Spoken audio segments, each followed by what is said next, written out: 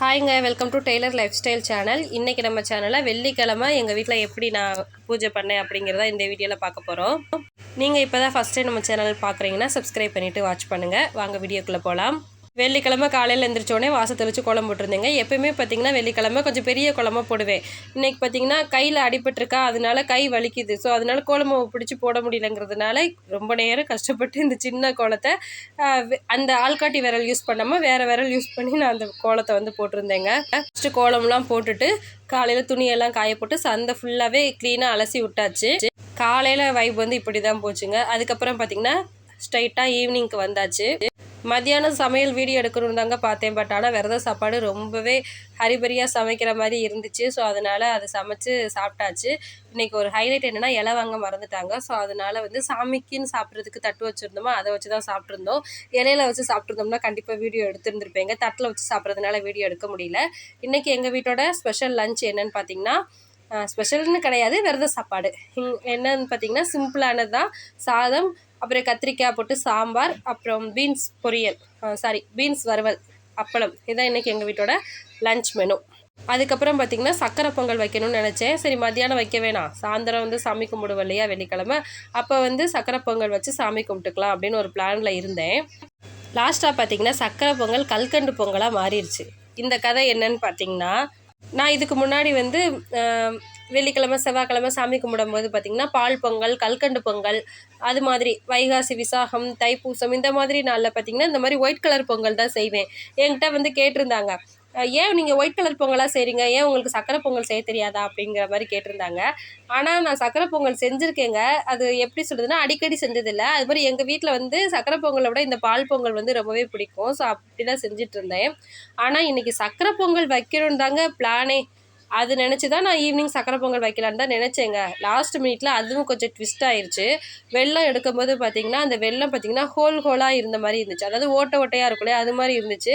அதை போடலாமா வேணாமான்னு ஒரு டவுட்டாகவே இருந்துச்சு. சரி எதுக்கு நம்ம சாமி கும்பிடும்போது நல்லதாக வச்சு சாமி கும்பிட்ருவோம் அப்படின்னு சொல்லிட்டு அந்த வெல்லத்தை அப்படியே ஓரங்கட்டி வச்சுட்டு அப்படியே மாற்றி பிளான் சேஞ்ச் ஆகி கல்கண்டும் சர்க்கரையும் போட்டு கல்கண்டு பொங்கல் வந்து செஞ்சாச்சு.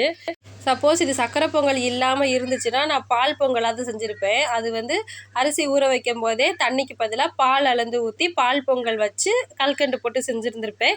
சக்கரை பொங்கல் அப்படியே கல்கண்டு பொங்கலாக மாறிடுச்சுங்க. சரி ஓகே, ஏதோ ஒன்று நம்ம செஞ்சு சாமி கும்பிட்ருவோம். இன்றைக்கி வெள்ளிக்கிழமை ஏதாவது ஒரு ஸ்வீட் செஞ்சு சாமி கும்பிடணும்னு நினச்சேன். அதே மாதிரியே கும்பிட்டாச்சு. மற்ற நாளை விட இந்த வெள்ளிக்கிழமைக்கு அவ்வளோ ஒரு வைப்புங்க. வெள்ளிக்கிழமை ஆனால் நம்ம வீடு துடைக்கணும், சாமி இடத்த க்ளீன் பண்ணணும், கோலம் போடணும், சமைக்கணும், அடுப்பு துடைக்கணும், மஞ்சள் குங்குமம் வைக்கணும், அப்படியே போயிடுதுங்க. ஆனால் எல்லாத்தையும் வீடியோ எடுத்து போடணும்னு தான் நினச்சேன். ஆனால் போடுறதுக்கு டைமில் கொஞ்சம் ஹரிபரியாக வேலை பார்க்குறது மாதிரியே இருந்துச்சுங்க. அதனால தான் போட முடியல. இன்றைக்கி என்னோட டே வந்து இப்படி தான் போயிடுச்சு. தம்பியும் வந்து காப்பு கட்டியிருக்காங்க. உங்கள்கிட்ட ஒரு முக்கியமான விஷயம் வந்து சொல்லியே ஆகணும். எதுக்கு நீங்கள் வந்து காப்பு கட்டியிருக்கீங்க அப்படின்னு வந்து கேட்டிருந்தீங்க.